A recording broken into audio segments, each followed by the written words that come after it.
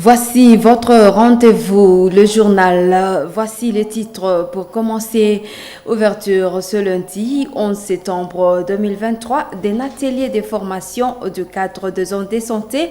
Cette activité est organisée à l'invitation des gestionnaires de santé de la division provinciale du Nord Kivu. Elle a pour objectif de contribuer à l'amélioration de la santé de la population par la promotion des mutuelles de santé au niveau de zones de santé. Des responsables des institutions d'enseignement supérieur et universitaires issus du Grand Nord sont en formation depuis ce lundi 11 septembre. Cette activité qui se déroule en ville de Butembo vise à fournir des outils et des méthodes conformément aux normes standards de l'enseignement. Voilà tout pour le sommaire de ce journal. Un atelier de formation de cadre de zone de santé sur les concepts de mutuelle de santé au niveau communautaire a été ouvert ce lundi 11 septembre 2023 en ville de Butembo. Une activité organisée à l'invitation des gestionnaires de santé de la division provinciale du Nord Kivu. Les zones de santé concernées sont celles financées par l'Union européenne. L'objectif de la formation est de contribuer à l'amélioration de la santé de la population par la promotion des mutuelles de santé au niveau des zones de santé. Jules Tali a couvert cette activité. Voici ce reportage rendu par Isabelle Wangaïmouka. Ils sont réunis dans ces cadres. Ces quelques professionnels de santé de la grande division provinciale de la santé du Nord Kivu. Pendant 5 jours, ces gestionnaires de la santé vont être outillés sur les stratégies de manière à contribuer à l'amélioration de la santé de la population par la promotion des mutuelles de santé au niveau des zones de santé. L'assistance est accueillie par les représentants de l'EUP-FAS Nord Kivu, organisation qui finance cette activité. D'après lui, cet atelier va outiller les participants sur la formation des mutuelles de santé dont la population va tirer profit en accédant aux soins de santé de qualité. Voyant les mutuelles existants au Nord Kivu qui ont un taux de pénétration inférieur à 3%, il serait mieux de les utiliser pour que la population puisse bénéficier de l'accessibilité des soins à travers les mutuelles. C'est pourquoi dans les zones de santé appuyées par l'Union européenne, on a demandé qu'il y ait des mutuelles de santé zonales, communautaires zonales. L'EIP, à travers le financement de l'Union européenne, va prendre en charge cet atelier. Le représentant du chef d'antenne de la DPS Butembo salue cette activité qui présente un réel potentiel en termes de l'amélioration de la prestation sanitaire dans cette division. Ce, d'autant qu'il est fondé sur les principes de la santé pour tous, dont il promet de suivre l'applicabilité dans toutes les structures de la région. D'où ses remerciements aux partenaires avant de déclarer ainsi ouvert cet atelier. Nous déclarons ouvert cet atelier de formation des équipes cadres des zones de santé sur les concepts mutuels de santé communautaire. Samuel Kilumu Kinkere, directeur général du programme national des mutuelles de santé PNPMS en RDC, appelle tous les participants à s'approprier cet atelier qui va outiller l'équipe cadre des zones de santé à bien comprendre les concepts de la couverture universelle de la santé et mettre en application les contenus de cette formation. En fait, je réitère mes intérêts par rapport à l'atelier. C'est un atelier qui va nous donner beaucoup d'ouverture par rapport à ce qui se fait dans les systèmes de santé. Nous avons la prétention de dire que la mutuelle, c'est notre système. Lorsque la mutuelle fonctionne dans une zone de santé, il fallait rançonner la mutuelle, il fallait étouffer la mutuelle, alors que la mutuelle, c'est un partenaire, alors crédible. C'est pour outiller l'équipe cadre de la zone de santé à bien comprendre la notion de la couverture santé universelle, mettre en application tout ce que nous allons dire pour nous. Plusieurs exposés ont ensuite eu lieu ce premier jour de ces travaux qui vont durer 5 jours. Un des exposés de ce jour a été entre autres axé sur les cadres juridiques de la couverture santé universelle. mené par le DG du PNM-PMS. Il s'agit de tous les textes de la loi garantissant la couverture de la santé universelle. Il a également fait un aperçu sur les innovations majeures dans ces cadres. Et notre exposé a été basé sur les informations sur l'assurance maladie. Ce sont toutes les informations capables d'aider les participants à assister la population à accéder aux soins de santé de qualité sans des conditions qui peuvent les appauvrir par la suite. Ces informations dont les manques conduisent souvent les habitants à pratiquer l'automédication. Cette dernière pratique qui pourrait se terminer grâce à l'arrivée des mutuelles de santé. L'objectif de cette thématique est d'amener les participants à aller sensibiliser les ménages, à adhérer, à s'inscrire à l'assurance maladie. Les zones de santé concernées par cette formation sont celles financées par l'Union européenne. Cette formation ira jusqu'au vendredi 16 septembre prochain, soit 5 jours. L'Agence nationale d'assurance qualité, ANAQ, forme de responsables des institutions d'enseignement supérieur et universitaire issus du Grand Nord depuis ce lundi 11 septembre en ville de Butembo. Cette activité vise à fournir des outils et des méthodes selon des normes et standards de l'enseignement, ce dans l'objectif de produire une bonne qualité de l'enseignement supérieur. Reportage de Mme Penzima Zekele rendu par Nelly Mungesiali. C'est dans cette salle des Sœurs Orantes de Kasongomi où se déroule cette formation. Pendant 4 jours, des responsables des établissements supérieurs et universitaires vont suivre une formation en assurance qualité.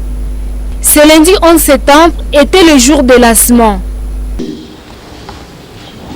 Ça dépend de l'organisation interne de votre institution.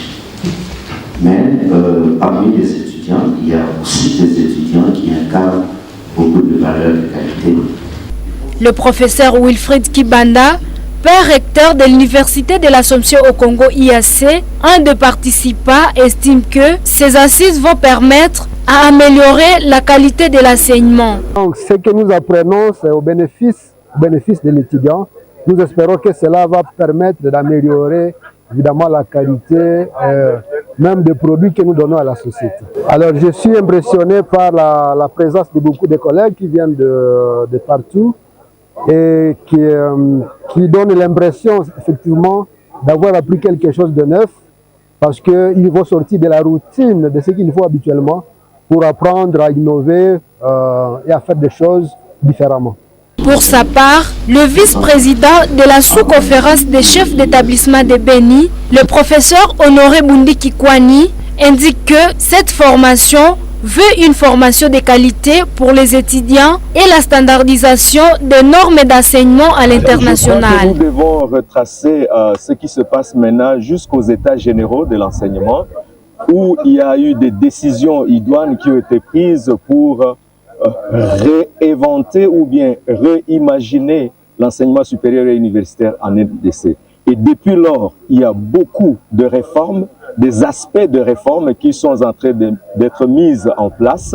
Et aujourd'hui, nous sommes à l'aspect assurance qualité. Et c'est ce qui nous a amenés ici, invités par l'ANAQ, l'Agence nationale de l'assurance qualité, qui invite toutes les institutions et qui passe par toute la République afin que l'assurance qualité soit la norme dans l'enseignement supérieur et universitaire en RDC. Nous espérons à ce que les normes et standards qui sont de mise à l'échelle internationale soient aussi de mise chez nous. Et c'est pour ce combat que nous sommes préparés en tant qu'institution, afin que nous puissions nous retrouver sans rougir, même au rendez-vous autour de la table internationale en tant qu'enseignement supérieur et universitaire. Kiama Constant Ekisawa, professeur émérite et secrétaire exécutif de l'Agence nationale d'assurance qualité, estime que cette formation va assurer la visibilité des universités et permettre aux universités de se voir dans un même miroir. Ça voudrait dire que ces établissements devront se regarder dans un miroir par rapport à leur fonctionnement, par rapport à ces domaines que nous allons présenter, que nous avons appelés référentiels, des normes. Par rapport à ces normes-là, où nous nous situons, où nous nous localisons, de telle sorte qu'après justement leur auto-évaluation, ces établissements vont élaborer un plan de remédiation. C'est ce que nous appelons un plan d'amélioration continue. Après ces plans d'amélioration, ces établissements qui se seront bien préparés peuvent solliciter une évaluation externe auprès de l'ANAQ pour venir voir. Et après cette visite externe, ces établissements vont être accrédités. C'est pour leur visibilité, c'est pour leur mobilité. Il faudrait que nous puissions être visibles et lisibles. Cette formation accueille des professeurs de Butembo et ailleurs. Il y a des gens qui ont participé à des formations. Autre chose, dans cette édition, les résultats des finalistes de l'année scolaire 2022-2023 en province éducationnelle Nord Kivu 2 ont été publiés samedi 9 septembre 2023. Parmi les lauréats, 10 ont obtenu une cote excellente. Monsieur Moubéré Mouyani Désiré est en tête avec 86% et tout premier en province éducationnelle Nord Kivu 2. Ce lundi 11 septembre 2023, 2 jours après la publication des résultats, le directeur de la province éducationnelle Nord Kivu 2, Chalumo Tambali, satisfait des résultats, félicite les lauréats qui ont réussi et leurs parents de leur accompagnement. Par ailleurs, il appelle les finalistes qui ont échoué à se réinscrire à l'école et cela gratuitement. Nous suivons le propos du prophète au micro de Nelly Mwengesiali et nos stagiaires Abigail Katira et Christelle Viatouka. L'évaluation des résultats des examens d'État de l'année 2023 se porte très bien au fur et à mesure qu'il y a proclamation. Dans notre province éducationnelle, nous avons eu 10 lauréats. 10 lauréats, cela veut dire ceux qui se sont distingués pendant les examens d'État. Je suis satisfait et je présente mes félicitations auprès de ces élèves. En fait, je voudrais d'abord féliciter nos enfants qui ont réussi. C'est tous ceux qui se sont distingués en nous amenant des points qui arrivent à plus de 80%. Et vous avez vu vous-même, le ministre a publié les lauréats de notre province éducationnelle. Néanmoins, de ce qui concerne les enfants qui ont échoué, ils doivent eux-mêmes analyser les causes qui ont fait à ce qu'ils puissent échouer. Donc, ces échecs sont partagés avec tout le monde, parce que réellement, chaque enfant devrait réussir aux examens d'État. Et peut-être ce que je vais demander au chef d'établissement, c'est d'inscrire ces enfants gratuitement. Rien n'est demandé pour qu'un enfant qui a échoué aux examens d'État soit inscrit à l'école. L'association de consommateurs de l'eau et de l'électricité félicite le service public de distribution du courant électrique en ville de Butembo et Beni NK pour la stabilité du courant qu'elle fournit actuellement ses abonnés. Le coordonnateur de cette association l'a dit au cours d'une interview accordée à la Moto TV ce lundi 11 septembre 2023. Maître Sekera Kasserek encourage aussi les démarches entreprises par cette société pour la multiplication de points de vente du courant électrique. Cependant, l'association de consommateurs du courant propose que ce secteur soit aussi ouvert à d'autres fournisseurs pour une desserte satisfaisante. Nous vous proposons de le suivre dans cette interview avec Moamini Viamba et Luciana Msivirwa. Oui, il faut dire qu'il y a quand même depuis étant une stabilité relative du courant. Les coupures, il n'y en a plus comme avant. Ça, il faut féliciter cette société parce qu'en fait, lorsqu'il y a des choses qui évoluent, nous le disons. Ce qui ne va pas, nous le disons aussi. Il faut les féliciter pour cette stabilité relative. Mais il faut que cela perdure. Il faut qu'on arrive à une coupure zéro. La deuxième chose, c'est que nous encourageons cette société parce que elle serait en train de mener des démarches pour qu'il y ait plusieurs points de vente. Parce qu'une des grandes faiblesses, c'est qu'il n'y a qu'un seul point de vente. M. Antonier dit qu'ils sont en train de mener des démarches, des discussions avec les sociétés de communication et même pour voir comment on peut acheter en distance. Et ils disent qu'ils vont même multiplier les points de vente. Troisièmement, nous encourageons aussi l'annonce de la fixation de lampes de l'éclairage public. Parce que vous savez, nous sommes dans une contrée où il y a trop d'insécurité. C'est avec l'éclairage public que nous aurons aussi à améliorer la sécurité des gens, parce que les bandits ont peur de la lumière. Nous continuons nous-mêmes avec les plaidoyers, parce que récemment, il n'y a pas une semaine que j'étais à Goma, dans les mêmes plaidoyers. La libéralisation ou la concurrence, elle doit être effective. Parce que c'est avec cette libéralisation que la quantité va augmenter et que la qualité aussi pourra augmenter. Nous avons chuté par demander en fait à ANK de corriger ses faiblesses. Parce que la plus grande faiblesse aujourd'hui à ANK, c'est cette histoire de location compteur, ou qu'il qualifie de suivi, je ne sais pas moi, et quoi, de compteur. C'est un vol, nous ne cesserons jamais de le dire. Et les étudiants de la 2e année gestion et administration de projets à l'université de l'Assomption au Congo ont passé plus d'une semaine dans la commune de Kyondo. L'objectif de ce séjour dans cette partie du territoire de Béni est de pouvoir pratiquer sur le terrain certaines théories apprises à l'école. Les étudiants et leurs encadreurs ont beaucoup apprécié le déroulement des activités durant leurs cours pratiques. Suivez ces reportages de Nzanzouaïnda Samuel rendu par Mouamini Viamba. Kyondo, c'est cette commune rurale où ces étudiants de LD en gestion et administration des projets à l'Université de l'Assomption au Congo ont passé 10 jours dans le cadre du cours de pratique professionnelle. Durant leur séjour, ces braves étudiants ont beaucoup travaillé dans le cadre du développement.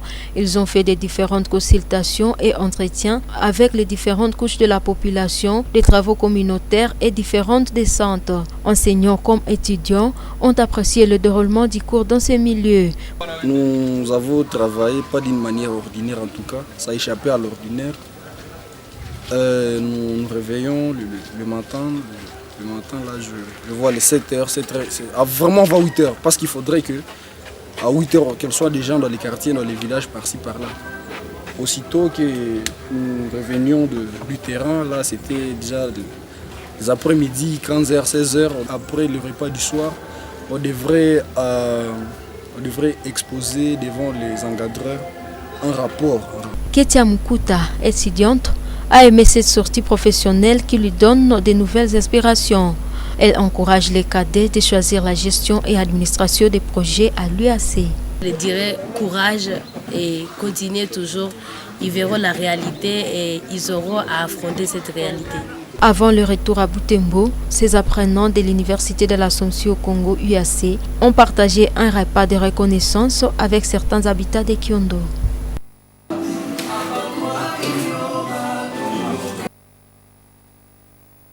Fin de cette édition, au revoir.